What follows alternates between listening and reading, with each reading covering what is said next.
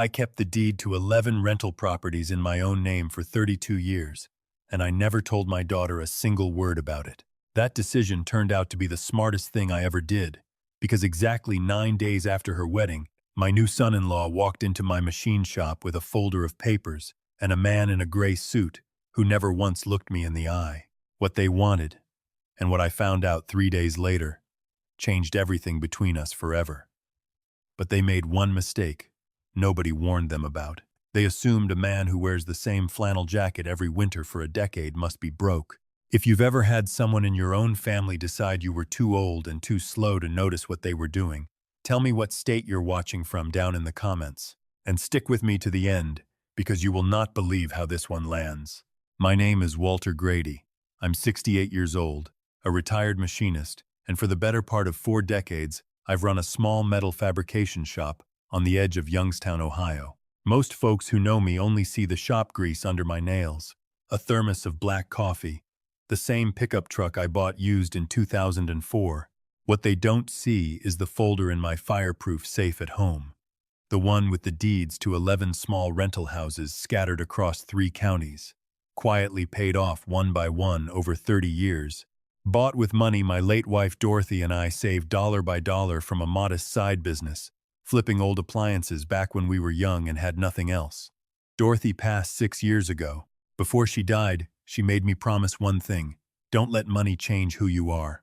And don't let anyone, especially our daughter, find out about it until they've proven who they really are without it. I kept that promise. Our daughter, Renee, grew up thinking her father was a shop floor grinder who barely made rent some months. I let her believe it. I wanted her to build her own spine, not lean on mine. It was a Thursday morning, 9 days after I'd walked Renee down the aisle and watched her marry a man named Corey Danforth. The shop smelled like cutting oil and cold coffee, same as every morning. I was underneath the old drill press, replacing a worn bearing, when I heard the bell over the front door jingle harder than usual, not a customer's easy push, but a shove. I slid out from under the machine, and there was Corey, still dressed like he'd come straight from some downtown office. Sunglasses pushed up on his head, even though we were indoors. Behind him came a man I'd never seen, maybe 40, navy suit a size too sharp for a Thursday, carrying a leather folder instead of a briefcase, like he wanted it to look casual. It didn't. I wiped my hands on a shop rag and gave Corey the same smile I'd have given anybody's future son-in-law. "Corey," I said, "this is a surprise. Where's Renee?" Corey didn't smile back.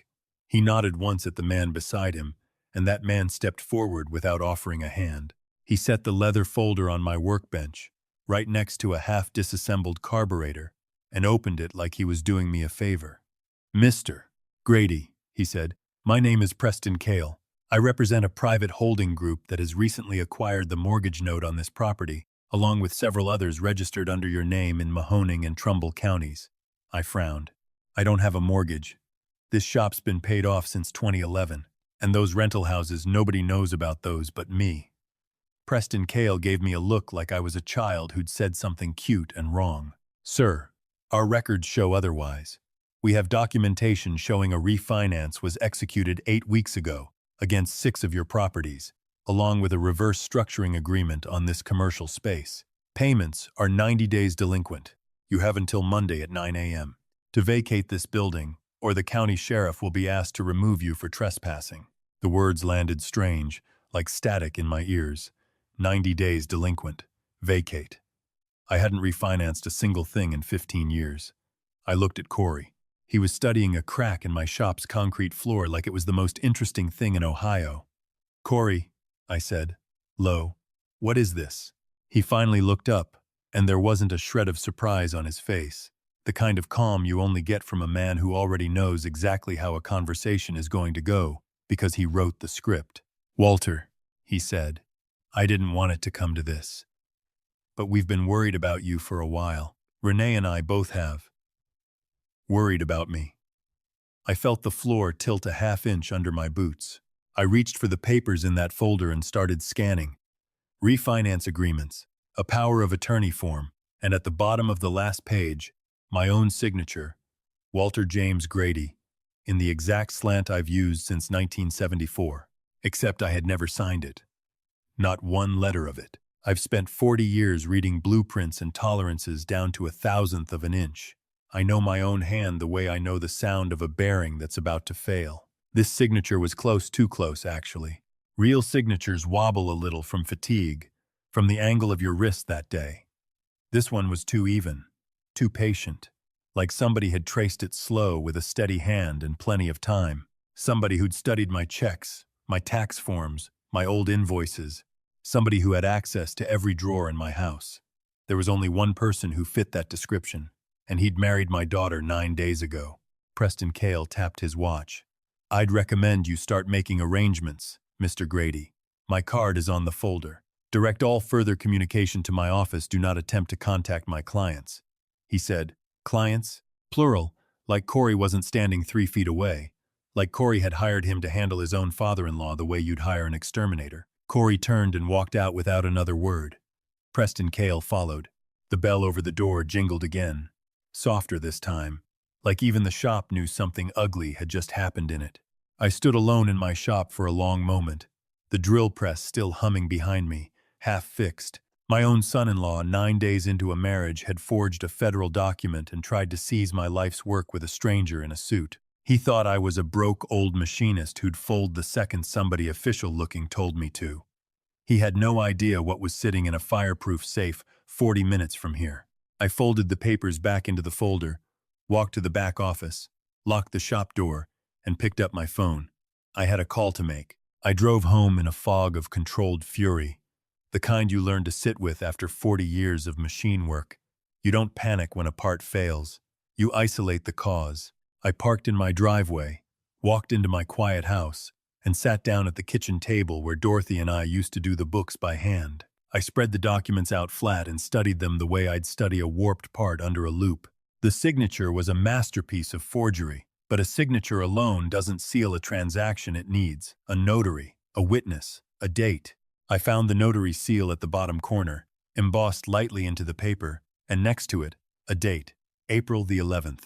I stared at that date until it burned into my memory, because on April the 11th, I hadn't been anywhere near a lawyer's office in Ohio. I'd been 3 states away. I got up and walked to the hall closet, pulled down a battered green tackle box, and underneath the lures and spare reels, I found what I was looking for: my fishing log, the one Dorothy bought me the year she got sick, so I'd have something to look forward to after she was gone.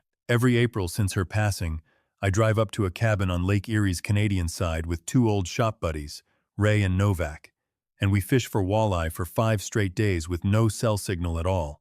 I flipped to April 11th. There it was in my own handwriting. Water temp, wind direction. The 14-inch walleye Novak nearly lost off the dock. I had a receipt for the cabin rental. I had gas station charges from 3 different Canadian towns. I had 2 witnesses who'd swear under oath I was standing on a frozen dock in Ontario the exact day I supposedly sat in some Youngstown office and signed away 6 properties. Corey had built himself an airtight trap and forgotten to check his own calendar. That single sloppy detail told me everything I needed to know about the kind of man I was dealing with: not careful, not brilliant, just desperate and in a hurry. And men in a hurry always leave the same kind of mess behind. If he'd been willing to forge a federal document to steal real estate, I had to ask myself what else he'd already touched. He knew where I kept my old files. He knew my social security number from filling out insurance forms at the wedding. If he'd broken into my paperwork, there was no telling what else he'd gotten into. I walked to my bedroom closet and pulled back the false panel behind my winter coats, something I'd built myself, years ago, out of habit, more than paranoia. Inside was a small safe holding cash, Dorothy's wedding ring in its original box, and a slim black phone I kept solely for one purpose: managing the trust that held the deeds to those 11 properties, plus the modest but very real investment account Dorothy and I had built quietly over 3 decades, worth just over $4 million. I'd never touched more than the interest. I lived like a man on a pension because that's who I wanted to be. I powered on the phone and called the one person besides me who knew the real number: my accountant and old Army buddy, Marcus Webb, who'd handled our books since 1998. "Walter," Marcus answered on the second ring. "It's late. Everything all right?" "No," I said. "It isn't. I need you to run a full audit, everything you can find on Corey Danforth. and anything tied to Renee's new household. Bank records, debts, liens, anything with his name on it. Marcus went quiet for a beat. What happened? He forged my signature, I said. Tried to seize 6 of my properties and my shop with a lawyer I've never met. I want to know why a man with a decent salary is committing federal fraud against his own father-in-law 9 days after the wedding. People don't do that for fun, Marcus. They do it because they're drowning. Give me 24 hours, Marcus said. I'll have something.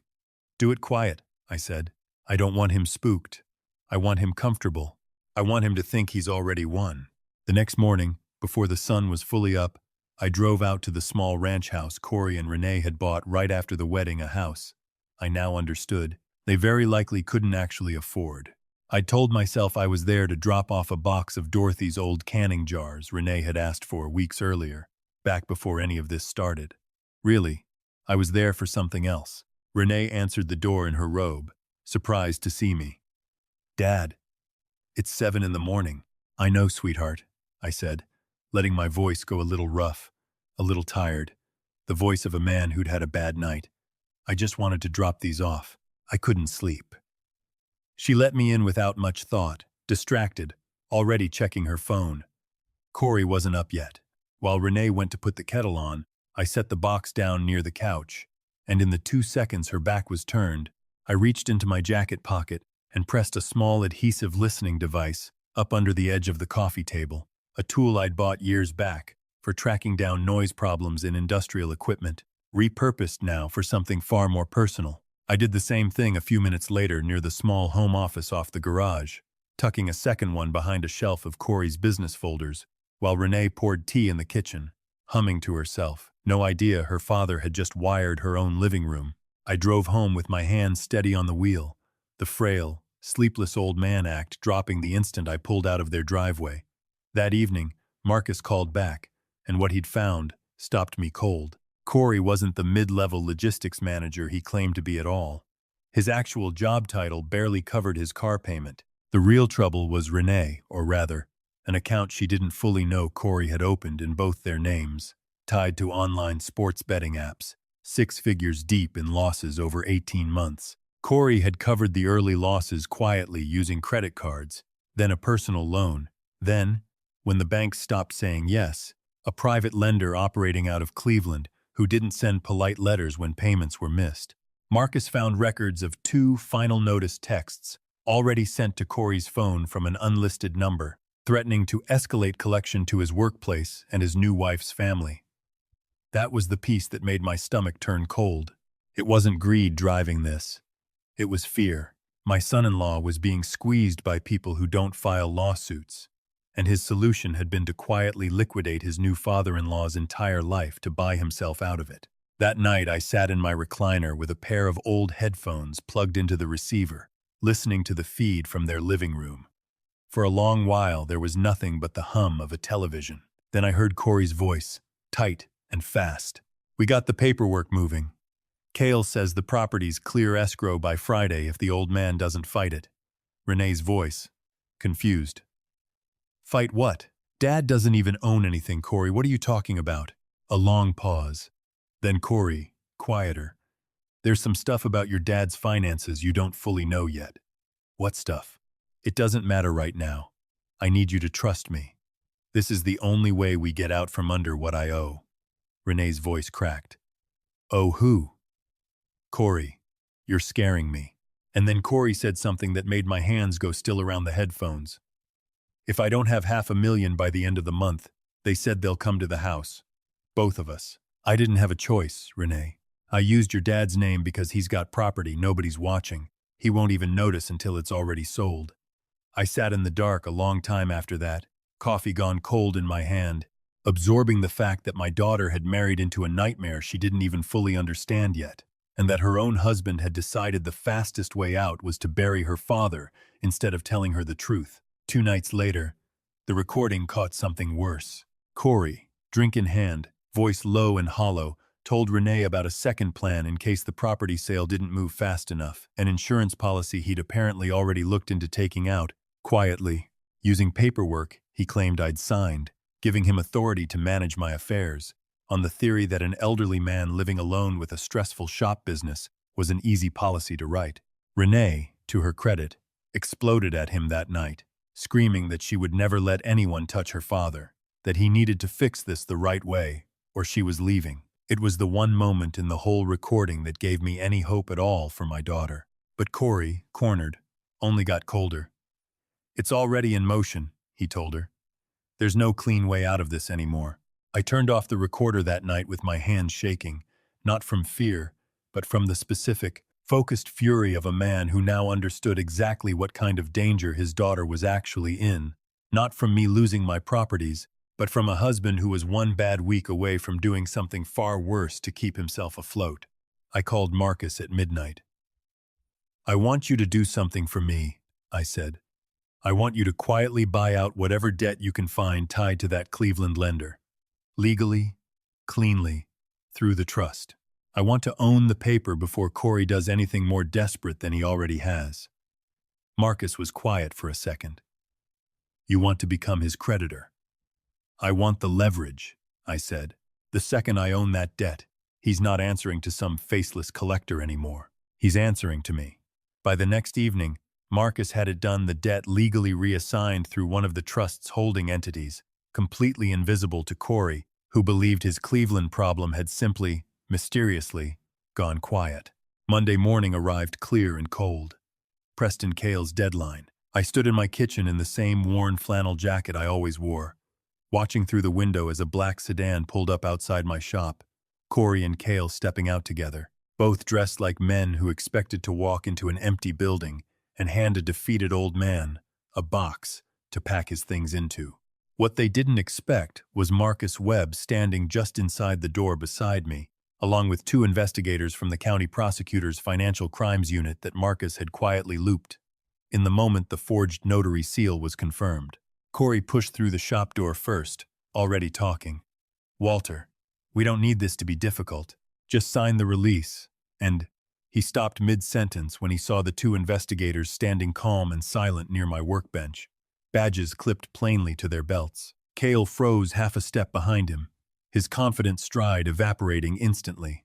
I let the silence sit a moment before I spoke. "You forged a notary seal dated April 11th, I said, my voice even, the same voice I use walking a nervous apprentice through a dangerous machine. I was on a frozen dock in Ontario that day, with 2 witnesses and a receipt trail 3 states long. You built your whole scheme on a date you never bothered to check." Cale's face went the color of old drywall. Corey just stared, his mouth working without sound. I nodded to Marcus, who set a folder on the workbench, the same spot where Cale had once dropped his own papers so carelessly. Inside were the fishing log copies, the gas receipts, notarized statements from Ray and Novak, and, underneath all of it, the reassigned Cleveland debt paperwork, now bearing the trust's holding company name instead of the lender's. "You don't owe some stranger in Cleveland anymore, Corey," I said. "You owe me. Every dollar.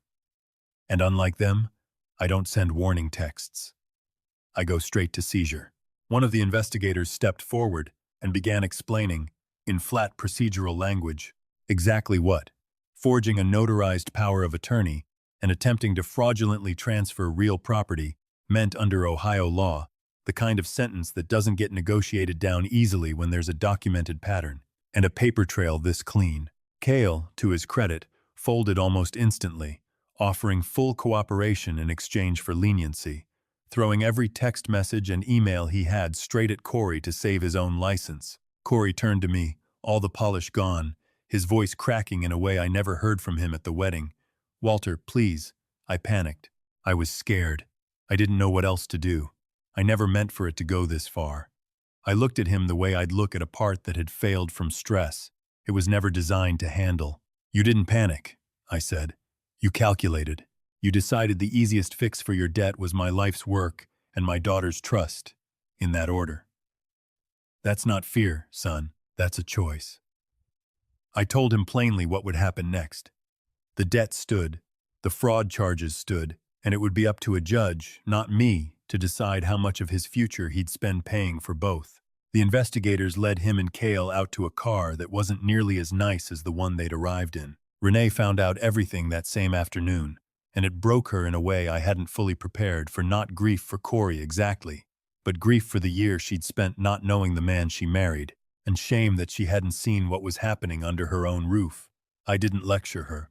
I just sat with her at my kitchen table, the same table where I'd once spread out those forged documents alone, and I told her the truth about the trust, about the properties, about the promise I'd made her mother. She cried harder over that than she had over Corey.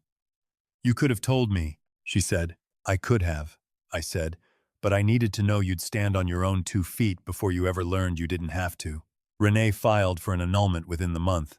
Corey took a plea deal that kept him out of state prison but not out of 5 years of supervised restitution, most of which, by simple legal irony, he now owes directly to me. I still open the shop every morning at 6. I still wear the same flannel jacket. Renee works the front counter 3 days a week now, learning the business from the ground up, the way I once learned it from my own father. The properties are still there, quietly rented, quietly maintained, exactly as Dorothy and I built them. Nothing about my life looks different from the outside, and that's exactly how I want it. But something between Renee and me changed for good that year. She stopped assuming she knew the whole shape of her father, and I stopped assuming silence was the same thing as protection. Family isn't something you're owed just because you share a name. It's something you have to keep earning, every single day, in how you treat the people who trusted you first. My son-in-law thought my age made me an easy mark, and my quiet life made me foolish. He mistook patience for weakness, right up until the moment patience was the very thing that took him down. If somebody in your own family ever decided you were too old or too slow to notice what they were doing, I want to hear about it in the comments below. Hit like, subscribe if this one hit home, and stay strong out there. I read every comment myself.